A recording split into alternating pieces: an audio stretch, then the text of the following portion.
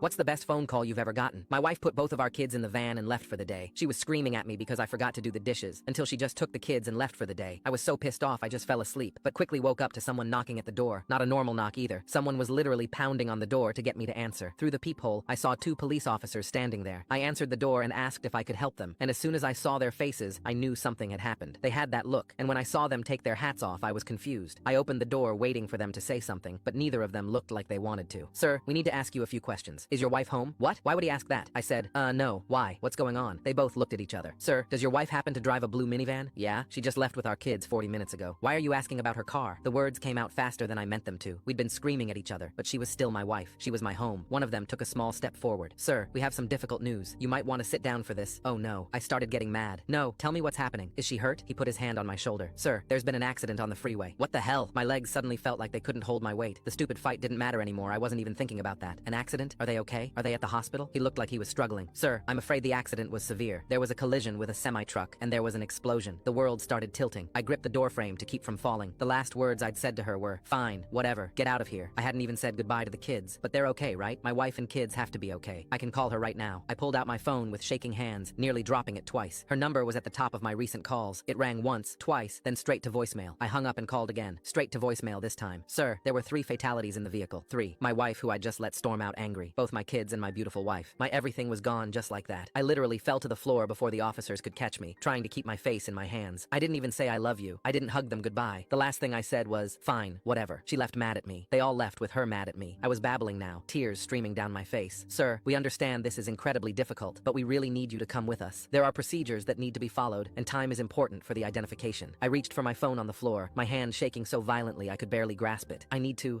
tell her I'm sorry. I need to. I tried to stand, but my legs wouldn't work. Let me just, one more time. My sweet girl. I started to dial her number again, but as I was typing it, my phone rang in my hand. Both of the officers looked up suddenly and saw the unknown number on my screen. I almost didn't answer, because how could I talk to anyone right now? I wasn't about to answer some scam caller in the middle of this, but before I could decline it, one of the officers said softly, Sir, you should probably get that. Sometimes hospitals call from different numbers. That might be an update on them. I sat up with what little energy I had left, figuring he was right. But as soon as I put the phone on speaker, I heard, hello? The word came out as a broken whisper. I said, hello? Who is this? Then I heard the voice more clearly. Hey, don't you dare hang up on me. It was her, clear, alive, and absolutely furious. But how? I completely froze. Baby? I said into the speakerphone. Yes, it's me. And before you say anything, I'm still mad at you about this morning. But listen, I'm calling from some rando lady's phone because mine died. I couldn't stop myself from unloading this emotional baggage. I'm so sorry. I'm so sorry, and I love you so much. What? Are you crying? What's wrong with you, you baby? I felt a smirk on my face. Anyways, I need you to come get us. We stopped at the grocery store to get snacks, but when we came back, the van was gone. I guess someone stole it or something. I ugly cried my eyes out. That was the best bad news I've ever heard.